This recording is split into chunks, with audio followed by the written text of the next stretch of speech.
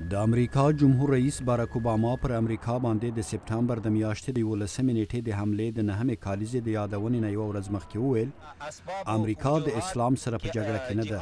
ښاغلی باراک اوباما وایي تر هغه وخته چې زه د امریکا جمهور رئیس یم هر هغه څه مې چې په وس کې کیږي ترسره به یې کړم او د امریکا خلکو ته دا ور په یادوم چې موږ یو ملت یو او د یو خدای تر اطاعت لاندې ژوند کوو او موږ ښایي خدای پاک په مختلفو نومونو یاد کړو ولې موږ یو ملت یو. د امریکا جمهور رئیس زیاته کړه We've got millions of Muslim Americans, our fellow citizens in this country. موږ په دې هیواد کې په میلیونونه امریکایي مسلمانان لرو چې زموږ ښاریان دي. د دوی اولادونه د موږ له اولادونو سره یو ځای ښوونځیو ته ځي. دوی زموږ ګاونډیان دي. دوی زموږ ملګري دي. دوی زموږ همکاران دي او راسره یو ځای کار کوي. خو که څوک ووایي چې د دوی مذهب اهانت آمیز دی نو دوی ته باید څه وویل شي؟ What are we saying to them? ښاغلي باراک اوباما وویل د منځني ختیځ د سولې خبرې روانې دي او په راتلونکو اونۍ کې به په مصر کې بیا پیل شي. هغه وویل چې د اسرایلو صدر اعظم بنیامین نتنیاهو باید په لویدیځه غاړه کې ساختماني کارونه وځنډوي.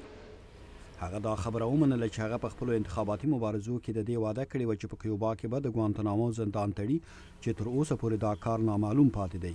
هغه وویل چې هغه به دا کار سرته رسوي. د امریکا د اقتصاد په هکله جمهور رئیس باراک اوباما وویل چې هغه په دې پوهیږي چې د هغه حکومت د امریکا د اقتصادي ستونزو په هکله کوم خاص پرمختګ نه دی کړی.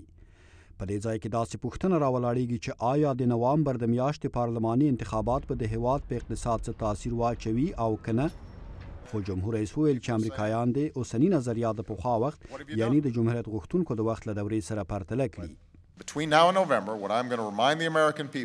د اوس او د نومبر د میاشتې ترمنځ زه غواړم امریکایانو ته ور په یاد کړم هغه پالیسي چې موږ ترسره کوو هغه موږ ښې لارې ته رهنمایي کوي او هغه پالیسي چې جمهوریت غوښتونکو وړاندې کړې ده د هغوی دا پالیسي موږ له ستونزو سره مخامخ کوي.